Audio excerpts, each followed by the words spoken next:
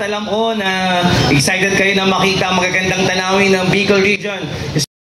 Kami po ay masayang-masaya for choosing Albay to be the host of Albay Loop. Atin po lahat, of course, mag-enjoy lang po tayo. Let us stay safe. Again, this is not a race. Sana yung rides natin safe tayong lahat and enjoy our rides. Thank you and God bless.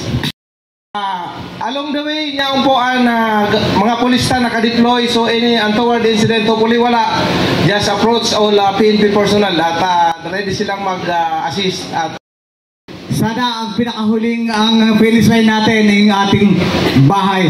So wala po sanang untoward incidents. So ingat po tayong lahat. Maraming salamat.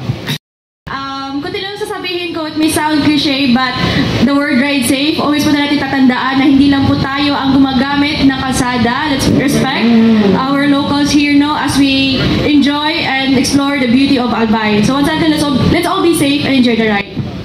Thank you po, Ambassadors. Ang pakay po ng Albay Loop, ng Philippine Motorcycle Tourism ay enjoy ng ride. Bicol ang isa sa pinakamagandang probinsya, lalo na ngayon, nandiyan lang sa likuran natin. No? Promote tourism, no? Na nag-enjoy na tayong ride, post natin to at nakakatulong tayo sa ating bayan, sa ating ekonomiya through tourism.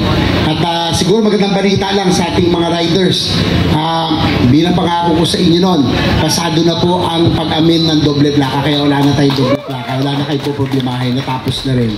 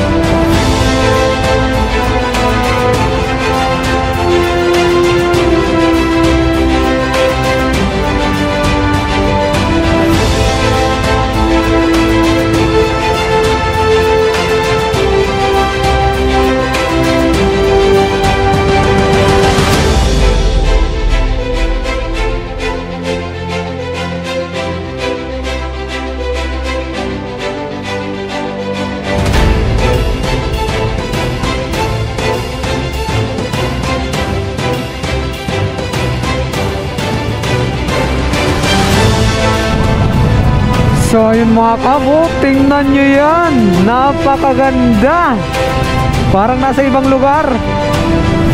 Wow, amazing, Sorsogon. Lupit.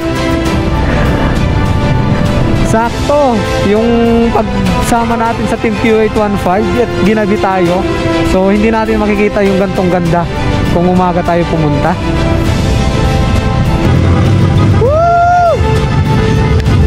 Dito endurance, nakakapagod rin pala.